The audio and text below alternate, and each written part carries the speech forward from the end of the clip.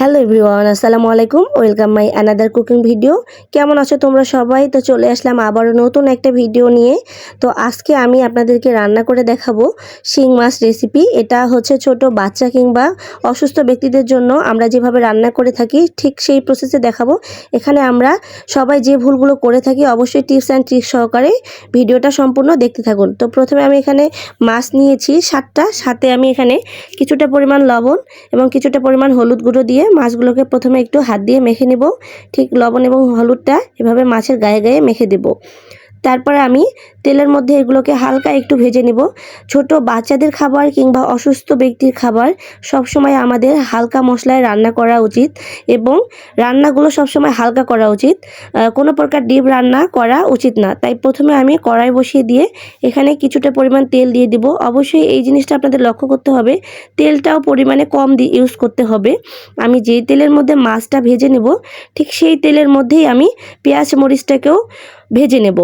তো প্রথমে আমি তেল দিয়ে এখানে মাছগুলোকে দিয়ে দেব এক এক করে, দিয়ে এক পাশটা অল্প একটু ভাজা হয়ে গেলে অপর পাশটাও হালকা একটু ভেজে নেব। আমি কোনো প্রকার ডিপ ফ্রাই করব না, হালকা করে একটু ভেজে নেব। তো ভিডিওটি শেষ পর্যন্ত দেখতে থাকবেন, অবশ্যই ভিডিওটিকে স্কিপ করবেন না। শেষ পর্যন্ত দেখলে অবশ্যই এখানে অনেকগুলো টিপস অ্যান্ড ট্রিক্স পেয়ে যাবেন। তাই অবশ্যই ভিডিওটা শেষ পর্যন্ত দেখতে থাকবেন। আর যারা যারা আমার চ্যানেলে নতুন এসেছেন অবশ্যই আমার চ্যানেলটিকে সাবস্ক্রাইব করে দিয়ে পাশে থাকা বেল আইকনটিতে একটা ক্লিক দিয়ে দিবেন। তাহলে ইনশাল্লাহ আমার ভিডিওর নোটিফিকেশন চলে যাবে আপনাদের কাছে। আর অবশ্যই আমার ভিডিওটিকে একটা শেয়ার দিয়ে দিবেন, অন্যকে দেখার সুযোগ করে দিবেন। তো প্রথমে এই যে মাছগুলো আমার এক পাশটা ভেজে নেওয়া হয়ে গেলে অপর পাশটাও আমি একটু হালকা করে ভেজে নেব।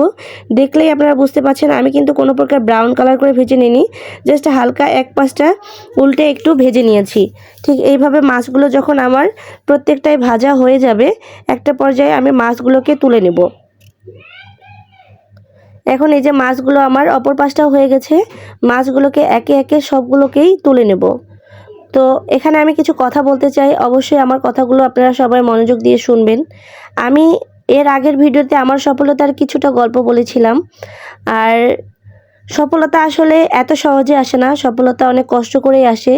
যখন আপনারা কষ্ট করবেন ঠিক তখনই আপনাদের সফলতা আসবে। আপনাদের দোয়ায় আপনাদের সাপোর্টে আমি অনেকটা দূর এগিয়ে এসেছি। আশা করব পুরো সাপোর্টটুকু আপনারা আমাকে করবেন। তো এখন এই যে আমি যে বাকি তেলটা ছিল মাছ ভাজার পরে, তো সেই তেলের মধ্যে আমি দিয়ে দিব হাফ কাপ পরিমাণ পেঁয়াজ কুচি এবং এখানে আমি 3টা মরিচ ফালি করে কেটে দিয়েছি, সাথে 1 চামচ পরিমাণ রসুন বাটা দিয়েছি। তো দিয়ে এগুলোকে আমি হালকা ভেজে নেব। এখানে আমি এক্সট্রা কোনো মশলা ব্যবহার করব না, এখানে শুধু আমি জিরা গুঁড়াটাই ব্যবহার করব। আপনারা চাইলে ভাজা জিরা গুঁড়োটা দিতে পারেন, কিন্তু আমি জিরাটাকে পেস্ট করে দিয়েছি, শিলবাটার মধ্যে বেটে সেই জিরাটাই ইউজ করব।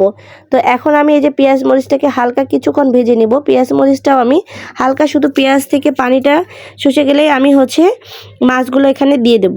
তো এই যে পেঁয়াজ মরিচটাকে হালকা কিছুক্ষণ ভেজে নিচ্ছি। আমি কিন্তু এটাকে ব্রাউন কালার করে ভাজিনি, শুধু অল্প একটু ভেজে নিয়েছি। তো ভেজে নেওয়া হয়ে গেলে এখানে আমি প্রথমে সামান্য পরিমাণ পানি অ্যাড করে দিব, তারপরে লবণ হলুদটা দিয়ে দেব। তাহলে তেলের মধ্যে লবণ হলুদটা আর লেগে যাবে না। আমি এখানে হাফ চামচ পরিমাণ হলুদ গুঁড়ো দিয়ে দিব, দিয়ে এগুলোকে ভালোভাবে একটু মিশিয়ে নিব পেঁয়াজ মরিচের সাথে। তারপরে এখানে আমি হাফ চামচ পরিমাণ লবণও দিয়ে দিব, কেননা মাছ ভাজার সময় আমি অনেকখানি লবণ ব্যবহার করেছি, সেটাতেই অনেকটা লবণ থেকে যাবে।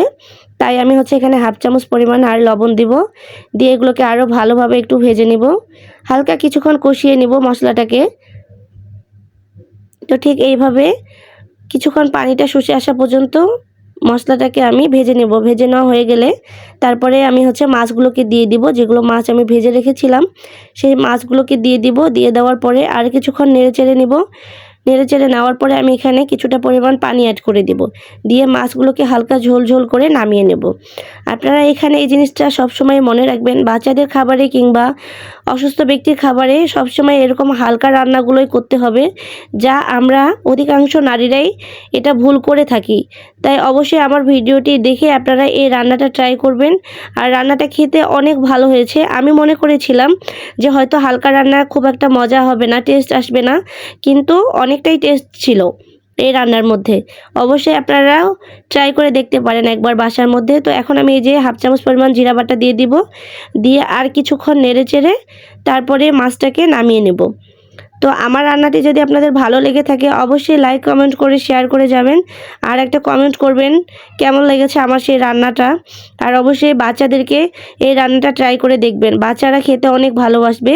আমার বাসায় যেহেতু ছোট বাচ্চা থাকে তাই আমার সবসময় বাচ্চাদের রান্নাগুলোই বেশি করতে হয়।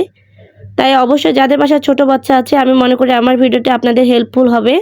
তো অবশ্যই একবার হলো আপনারা বাসায় ট্রাই করে দেখবেন। তো ফাইনালি আমার রান্নাটা হয়ে গেছে, এখন আমি প্লেটের মধ্যে সার্ভ করে নেব। তো আমার রান্নাটি যদি আপনাদের ভালো লেগে থাকে অবশ্যই একটা গঠনমূলক কমেন্টস করে যাবেন। তো সবাই ভালো থাকবেন, সুস্থ থাকবেন, আমার এবং আমার ফ্যামিলির জন্য দোয়া রাখবেন। আল্লাহ হাফেজ।